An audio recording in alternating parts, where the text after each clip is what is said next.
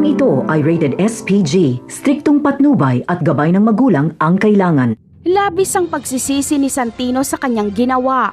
Aminado siyang napaikot ni Lucio. Nangako siyang papatayin niya si Miguelito para iganti ang kanyang kuya David at Tanggol.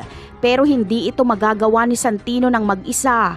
Kailangan niyang mahanap si Tanggol para makahingi siya ng tawad dito at sabihin na nadala lang siya sa matinding galit at pinagsisisihan niya ang lahat. Samantala, may mangyayari kay Erica at Santino sa motel. Magkatabi kasi silang matulog, kaya imposibleng maging magpinsan sila. Kaya pala isipan sa ating lahat ang pagkatao ni Erica dahil siguradong hindi siya isang gerero dahil kapag ganon ay magpinsan sila ni Santino. Kaya meron pang sikreto ang mga gerero na hindi pa alam ng lahat.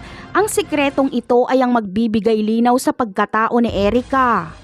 Sa kabilang eksena naman ay sa pag-uwi nga ni Olivia ay nag-away na sila ni Marites. Nagkagulo sa mansyon ng mga Montenegro dahil naghalo ang dalawang angka ng Montenegro at Guerrero.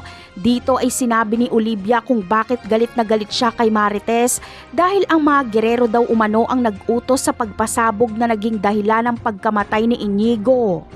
Ngunit wala namang kasalanan si Marites dito. Dapat ay si Roberto ang gantihan ni Olivia.